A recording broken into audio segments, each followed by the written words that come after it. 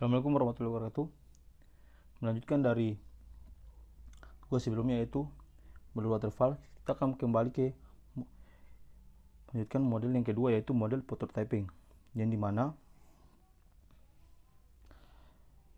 sebuah prototype adalah bagian dari produk yang mengekspresikan logika maupun fisik antarmuka eksternal yang ditampilkan. Konsumen potensial menggunakan prototype dan menyediakan masukan untuk tim pengembang sebelum mengembangkan skala besar dimulai.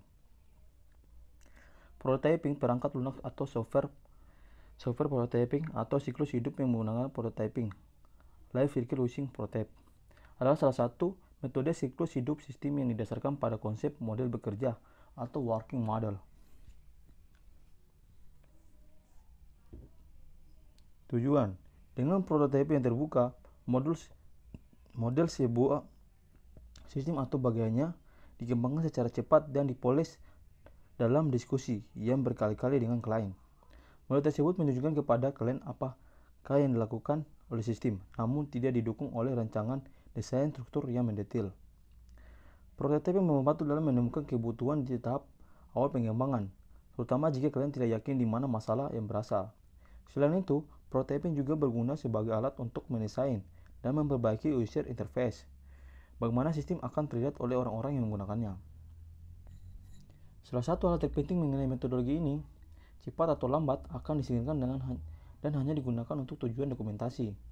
Kelemahannya adalah metode ini tidak memiliki analisis dan rancangan yang mendalam yang merupakan hal penting bagi sistem yang sudah kokoh, terpercaya dan bisa dikelola. Tahapan-tahapan prototyping dan kelebihannya. Yang pertama, pengumpulan kebutuhan. Pelanggan dan pengembangan bersama-sama menyusun format seluruh perangkat lunak, mengidentifikasikan sebuah kebutuhan dan garis besar sistem yang akan dibuat. Kemudian membangun prototyping.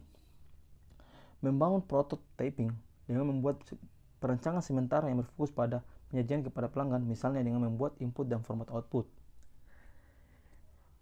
Yang ketiga, evaluasi prototyping. Evaluasi ini dilakukan oleh pelanggan apakah prototyping yang sudah dibangun sudah sesuai dengan keinginan pelanggan. Jika sesuai, maka langkah keempat akan diambil. Jika tidak, prototyping direvisi dengan mengulang langkah 1, 2, dan 3. Lanjut, mengkodekan sistem. Dalam tahap ini, prototyping sudah disepakati dan terjemahkan ke dalam bahasa pemrograman yang sesuai. Kemudian lanjut ke menguji sistem. Setelah sistem sudah menjadi satu perangkat yang siap pakai, harus dites dahulu sebelum digunakan. Pengujian ini dilakukan oleh white box atau black box, basic path, dan pengujian arsitektur dan lain-lain. Kemudian masuk ke evaluasi sistem. Pelanggan yang mengevaluasi apakah sistem sudah jadi sesuai dengan yang diharapkan. Jika ya, langkah 7 dilakukan. Jika tidak, ulangi langkah 4 dan 5.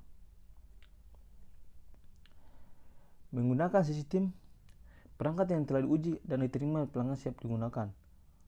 Jika kita lihat, inilah contoh prototype model. Ini mana pengumpulan kebutuhan, kemudian melanjut ke membangun prototyping, kemudian evaluasi prototyping, mengkodekan sistem, dan menguji sistem, dan mengevaluasi sistem apakah sudah layak, dan menggunakan sistem. Kemudian, model pengembangan ini memiliki beberapa kelebihan, diantaranya adanya komunikasi yang baik antara pengembang dan pelanggan. Pengembangan dapat bekerja lebih baik dalam menentukan kebutuhan pelanggan. Pelanggan berperan aktif dalam pengembangan sistem, lebih menghemat waktu dalam pengembangan sistem. Penerapan menjadi lebih mudah karena pemakai mengetahui apa yang diharapkan.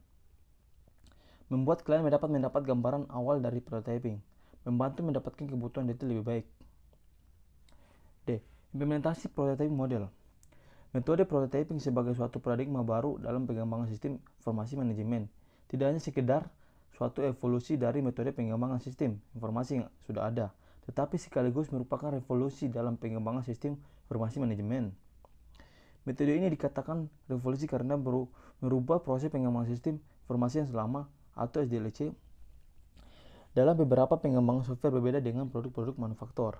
Setiap tahap atau fase pengembangan sistem informasi merupakan bagian yang tidak terpisahkan dari seluruh proses yang dilakukan.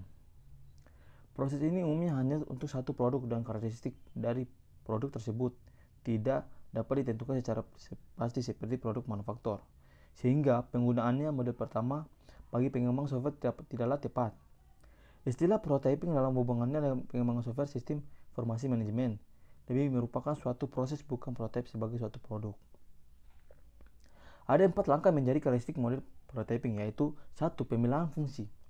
Mengacu pada pemilihan fungsi yang harus ditampilkan oleh prototyping, pemilahan harus selalu dilakukan berdasarkan pada tugas-tugas yang relevan, yang sesuai dengan contoh kasus yang akan diperagakan. 2. Penyusunan sistem informasi. Bertujuan untuk memenuhi permintaan akan tersedianya prototyping. 3. Evaluasi. 4. Penggunaan selanjutnya. Langkah-langkah prototyping menurut OGD Debeng. Pada tahun 2012, prototyping dimulai dengan pengumpulan kebutuhan, melibatkan pengembangan dan pengguna sistem untuk menentukan tujuan, fungsi dan kebutuhan operasi sistem. Langkah-langkah prototyping dalam sebagai berikut. Yang pertama, pengumpulan kebutuhan. Dan yang kedua, proses desain yang cepat. 3. Membangun prototyping. 4. Evaluasi dan perbaikan. Sekian dan terima kasih. Mohon maaf kalau ada kesalahan. Saya akhiri. Assalamualaikum warahmatullahi wabarakatuh.